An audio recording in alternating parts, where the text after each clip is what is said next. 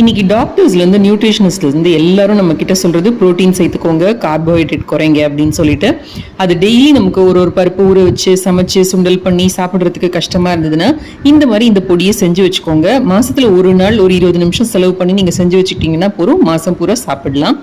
இதுக்கு ஒரு பேனை காய வச்சு அதுல ஒரு கொஞ்சமா எண்ணெய் விட்டுட்டு ஒரு சிட்டிகை அளவுக்கு கடுகு சேர்த்துக்கோங்க, ஒரு 4 துண்டு பெருங்காயம் சேர்த்துக்கோங்க, பொடியா இருந்ததுன்னா ஒரு அரை டீஸ்பூன் சேர்த்துக்கலாம். அப்புறமா இது கூட 2 கப் அளவுக்கு துவரம் பருப்பு சேர்த்திருக்கேன்னா இந்த துவரம் பருப்பை நல்லா வாஷ் பண்ணி நல்லா ட்ரை பண்ணி எடுத்து வச்சிருக்கேன்.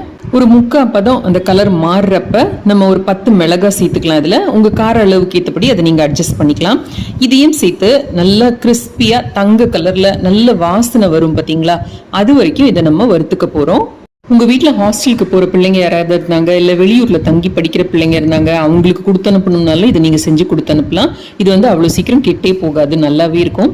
இப்ப பாருங்க நல்ல தங்க கலர் வந்துடுச்சு. ஸோ இந்த ஸ்டேஜ்ல நம்ம இறக்கி வச்சுட்டு இதை நல்லா ஆற விட்டுடலாம். ஆற விட்டுட்டு அதுக்கப்புறமா இதை நம்ம அரைக்க போறோம். நல்லா ஆறுனதும் இது ஒரு மிக்சர் ஜார்ல சேர்த்துக்கோங்க. தேவையான அளவு உப்பு சேர்த்துக்கோங்க. உங்களுக்கு பூண்டோட ஃப்ளேவர் பிடிக்கும் அப்படின்னா ஒரு 10 பல்லு பூண்டு தோலெல்லாம் உரிக்க வேண்டாம், அப்படியே போட்டு இதை நீங்க அரைச்சி எடுத்துக்கலாம். இதை நீங்க நல்ல மையாவும் அரைச்சி எடுத்துக்கலாம், இல்லாட்டி இந்த மாதிரி கொஞ்சம் குறகுறப்பாவும் அரைச்சி எடுத்துக்கலாம். உங்களுக்கு எப்படி விருப்பமோ அந்த மாதிரி அரைச்சி எடுத்துக்கோங்க.